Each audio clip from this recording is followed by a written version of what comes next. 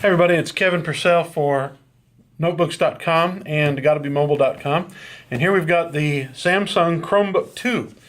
Now, this is an update to what was really one of the most popular Chromebooks in recent years, the original Samsung Chromebook, which was actually a second generation Chromebook. But this one is a larger one. Samsung makes two sizes. There's this one, the 13.3 inch, and then also an 11 inch.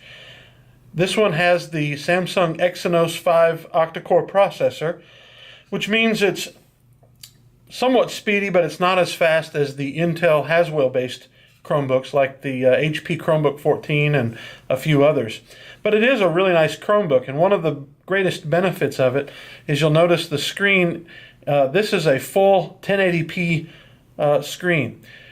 It's got a really beautiful resolution. Like most Chromebooks, it's a little bit washed out. It's not as bright as most, but it does have a nice look to it, and so that's probably one of my favorite features about it. Because of that larger resolution, it does slow things down just a tiny bit, and also the battery life isn't as good as it might be otherwise. We get about 6 to 7 hours depending on our kind of usage. Now, the second thing that this Chromebook really has going for it is this nice large keyboard.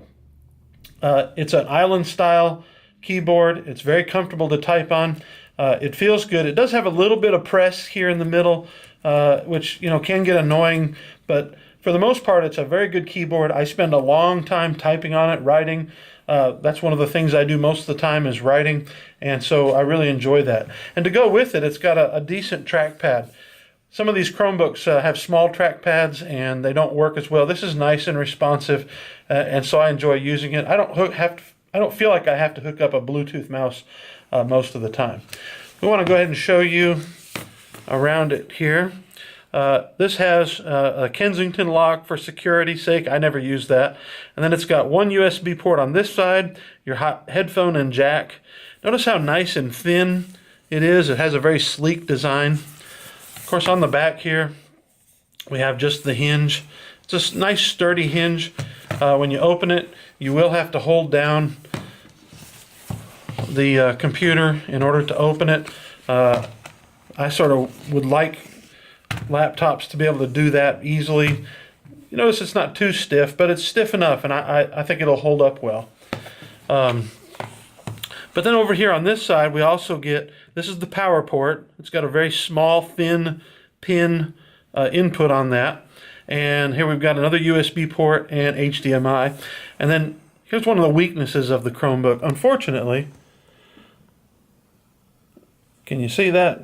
I hope that's nice and sharp in there. It has a micro SD card slot. I wish it had a full SD card slot.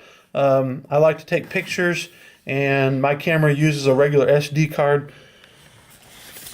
I would much rather have an SD card slot than a micro SD card slot.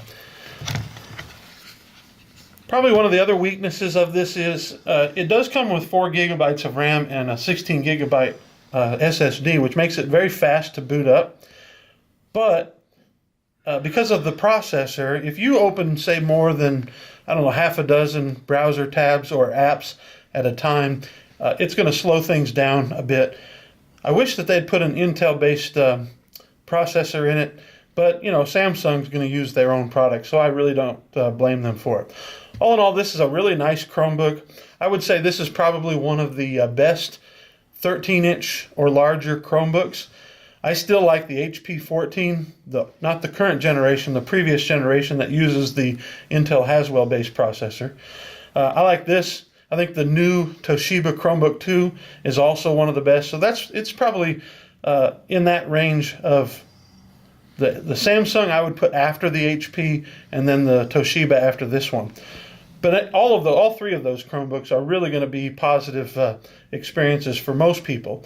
If you don't know what a Chromebook is, understand that it's a operating system that uses a very simple interface that's based on the Chrome browser running on top of a very lean and mean Unix-based or Linux-based operating system.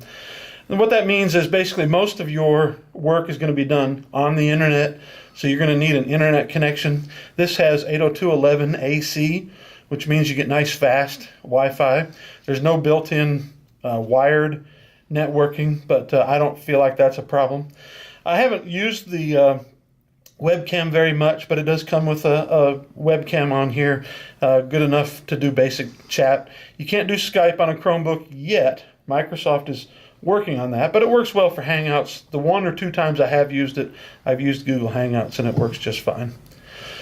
I would call this a buy. Now, it is a little expensive, and that's my last complaint. It's $399 is the retail price.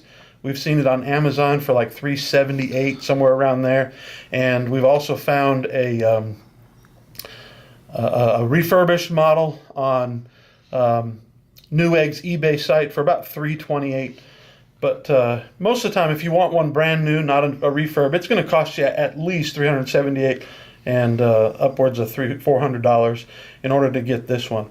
They do have a version, I think, I'm not 100% positive of this, I think they have a version that's only got 2 gigs of RAM and doesn't have the HD drive. But I would call this a buy. I'm pleased with it, and I think you'll enjoy it as well. It looks great. Some people don't like this sort of faux leather stitching. It's definitely plastic on the back here. All Chromebooks are plastic, but it feels sturdy. It's got a nice hinge to it. I've used it for a few months now, and I actually really like this Chromebook. This has been Kevin Purcell for Notebooks.com with the Samsung Chromebook 2. Thanks for watching.